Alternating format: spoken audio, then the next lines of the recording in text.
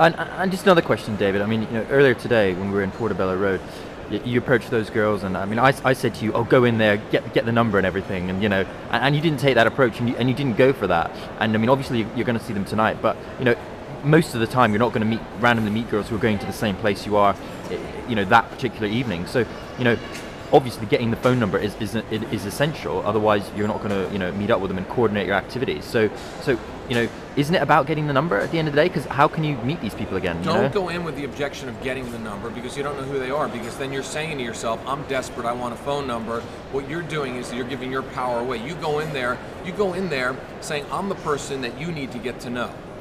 You go in there with an attitude. You go in there with confidence because women are attracted to confidence. Secondly, if they were not going to the place that we were going to tonight, I would have said, "You know what? My buddies and I, we're not going to this place tonight. But you know what? Next week, why don't we meet up? Next week, why don't we hang out, okay? Why don't you and I go to that place? Why don't you and I go grab a drink next week?" And then all of a sudden she'll give you the phone number because you went, you talked to her, you had a good time. But here's the key, and this is something a lot of guys don't do right. On a Saturday, walk around. Women are very vulnerable on a Saturday. Why? Because they get hit on by a bunch of drunken guys the night before and they're sick and tired of that.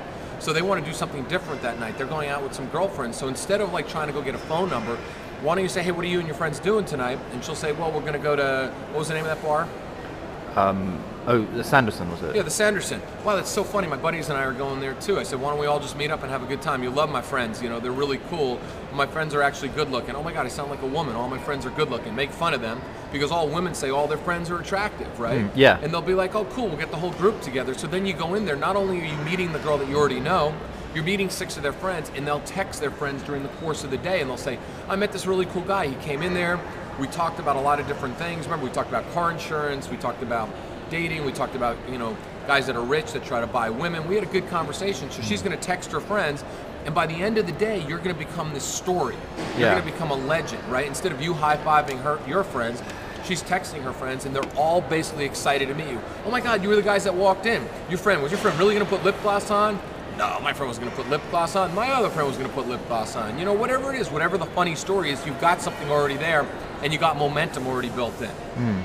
Yeah, I mean, one thing I noticed about your approach, David, is you're really friendly and you're really, really genuine, and you don't go for any of this kind of dropping negs or kind of putting them down or anything. And I kind of feel that approach would make it obvious to them that you were interested in them because you were so obviously showing disinterest. Is that your philosophy then? I always show interest in them because they want to go out. Everybody's favorite conversation is what? Themselves. Yeah. Every single person wants to talk about themselves and their adventures. So what I do is I let them talk about themselves. I try to create an emotional connection with them because if I create an emotional connection, then when they hear the word David, they'll all of a sudden think emotional. They'll think an emotional topic, okay? Or they'll think Chris, "Ooh, Chris is a good guy." It's not doing any NLP mumbo jumbo. I am truly interested in a person. Why? Because I want to meet somebody I'm interested in. I don't want to just hang out with David, some girl David, because, she's good looking. There's a key question here, is that if you come across as interested, does that come across as needy? That would be a concern of most guys, asking them questions and so forth. I'm asking them fun questions. Why is your car insurance too high? That was a simple question. Does that sound needy? Here's needy. Here's needy. Oh, do you find guys that you like? It's like, what are you attracted to? Are you attracted to guys like me? That's being needy. Being needy is being insecure. Being needy is not carrying on a conversation. You want to lead the conversation, okay? Being needy is standing there, right? Thinking to yourself inside your head, "Wow, man, I don't know what I should say next. I don't want to look needy." I never feel needy. I go in and have a conversation, just like I'm talking to all you guys right now, okay? That's how I have a conversation with women. I don't treat them any different. So that's why they respond. You saw the way they were responding. Absolutely, yeah, absolutely. I mean, they were all there talking. Even the shy blonde one in the background, she was standing there too, wanting to get involved in the conversation. You see, I brought her in. She felt excluded. Yeah, she felt excluded, but she was waiting for her turn to be talked to. Needy is walking in and immediately thinking, "I got to get a phone number. I got to get a phone number," so you're not really bonding with them. All you're doing is trying to get her number, and she knows it. Does she know it? That's the thing. Absolutely. When you walk in there and you walk in there and all you're thinking about is, "I got to get this girl's phone number." So you go in there and go in there with some stupid PUA pickup routine, right? You're basically saying, "Look at me, I'm the clown, I'm the guy who needs the phone number, I'm here to entertain you, give me your number," right? I don't even talk about the phone number. I don't even ask for their names at the end, but yet they volunteer personal information during the whole entire time. The more personal information you get the more powerful you become. But I've rarely experienced a girl offering her personal information, so don't you have to go and lead in that situation? But I was leading. You saw I was leading. I found out about their life. I found out about the vacations she took. I found out about her friends. I found out about her friend who went out with that guy who was very wealthy, who basically bought her, and now she's a possession, right? Yeah. I'm just following the flow of conversation. You know, I wrote a blog a long time ago called He Talk, She Talk. And the fact is most guys are random talkers. They can't focus in. Females, they just focus in on a conversation and they want to go deeper and deeper and deeper until they exhaust that conversation, and then they pick a new subject, right? Yeah. Based on basically what they're already taught, based on something that might have transitioned from that conversation. The reason why you talk about needy is because you feel needy because you've become very confident just recently, so you still have the old system still in place.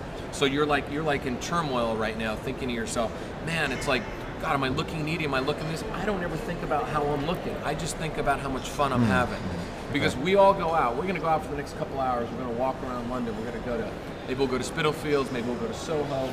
But we're going to walk all over the place. We're going to go into stores, okay? And we're going to go in as a group of 4 guys, basically just having fun on a London afternoon. And what we're going to do is we're going to be the center, we're going to be the party, we're going to be the energy coming in. We're going to rescue all these women from being bored. We're going to talk to the shop girl. And every time we talk to the shop girl, then all of a sudden we're going to talk to the other women that are in there.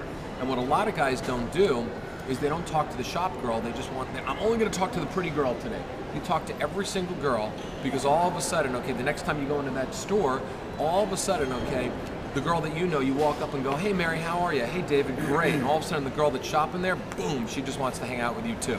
She wants to know why you know her and you don't. So we're going to take you along for this venture, and we'll record a little bit in a bit. That sounds absolutely great. One other question, David. You talked I knew about, you had another question. Yeah, well, I've got loads of questions, don't worry. You talk about creating an emotional connection. I mean, we kind of know what that means, but how do you actually do that? You know? Okay, how to create emotional connection is real simple, okay? You could start off with anything simple like, how's your day going? Okay. Why just okay? Right? Listen to what they say. Why just okay? And then she'll be like, well, this morning my dog got sick. Oh man, what kind of dog do you have? She goes, my dog's like 14 years old. They're only like 14 years old. It's like, wow. It's like, have you had your dog since she was a puppy? Absolutely. I love my dog. Man, I know how you feel. I have a dog too. My dog is a lab. You know, and I've had my dog since I was a puppy. Does your dog sleep with you? Oh yeah, my dog sleeps with me, blah, blah, blah. And then she starts talking, right? And then I'll be like, so what happens when you're dating somebody? I said, you know, who gets the better side of the bed? You or her? You get playful in this, right? And she goes, well, the dog always gets preference, you know? And I'm like, the dog gets preference. I said, that's crazy. My dog's got her own bed. I said, so, you know, so you just kind of like, talk about things that they like. Talk about things they like and they're interested in, right, and relate to that. I mean, it could be the dog thing, it could be a trip to Italy. She can have a bracelet on, and you go, oh, that's really cool. Where'd you get it? She goes, Italy. I go, wow, when were you in Italy? And she'll be like, I was there last summer. How was it? Did you have fun? What was your favorite thing? And then she describes what a sunset is in Positano, right? It's the most beautiful sunset in the entire world. It's phenomenal when you walk down the hill in Positano, okay, and you see the sunset, and all of a sudden you go, wow, that's great, that's fantastic. You know, the last time I was in Italy, I missed Positano. I said, but it's one of my favorite places. Is that your favorite place in the world to go to? So all of a sudden, she's talking about her favorite place and she's staring directly at you. It's creating an emotional response. She sees her favorite place, she feels her favorite place, and she's staring at you, and all of a sudden Chris becomes in her mindset. That's really, really helpful. So we'll take them along on the journey, and okay, that's cool. it for now. Okay, cool. We'll talk to you later.